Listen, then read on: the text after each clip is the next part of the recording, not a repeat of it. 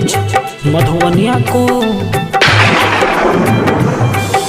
Lockdown में हम फंस गलियो कोना कएबो गाम गे माय।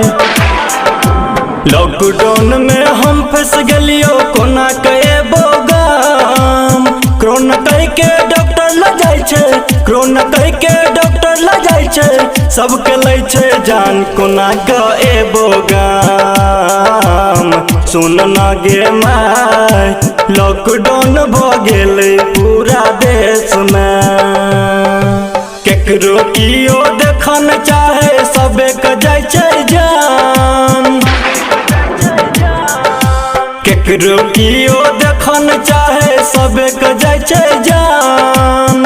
कोरोना कह के डॉक्टर ल जाय छै, कोरोना कह के डॉक्टर ल जाय छै, सबके लै छै जान कोना कएबो गाम। सुन ना गे माय लॉकडाउन भ गेलै पूरा देश में। DJ good Madhubani, DJ good Madhubani, DJ good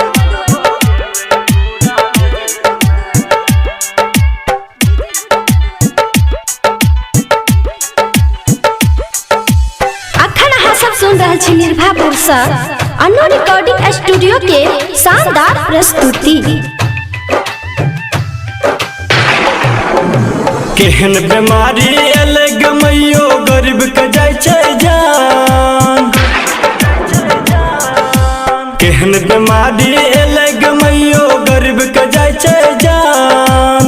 देश के जनता भूखे मरै छै, देश के जनता भूखे मरै छै, नेता भरैया उड़ान सुनना मैयो गे। सुन ना गे माय लॉकडाउन भ गेलै पूरा देश में। DJ good Madhubani, DJ good Madhubani, DJ good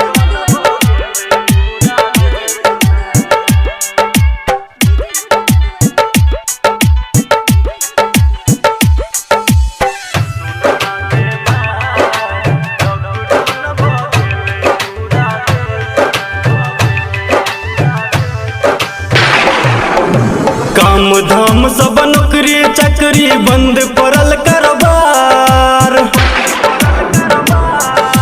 काम धाम सब नौकरी चाकरी बंद पड़ल कारोबार।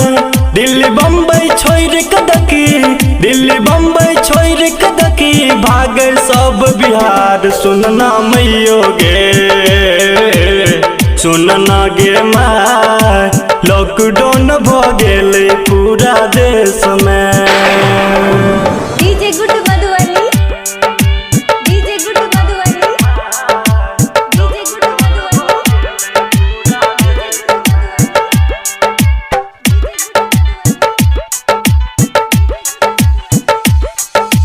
अखन अहाँ सब सुन रहल छी निर्भयपुर से अन्नू रिकॉर्डिंग स्टूडियो के शानदार प्रस्तुति। धर्मेंद्र धुरेंद्र को है आबुन सहल जाय। मनोज मधुबनिया को है आबुन सहल जाय।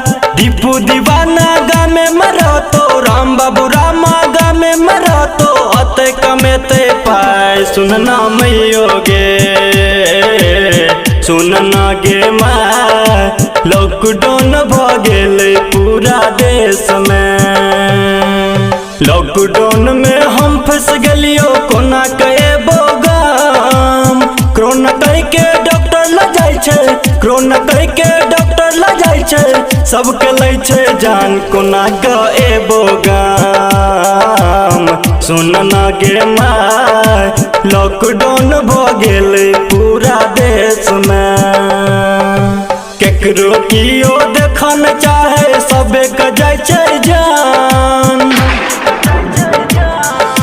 केकरो कियो देखन चाहे सबे के जाय छै जान। कोरोना कह के डॉक्टर ल जाय छै, कोरोना कह के डॉक्टर ल जाय छै, सबके लै छै जान कोना कएबो गाम। सुन ना गे माय लॉकडाउन भ गेलै पूरा देश में।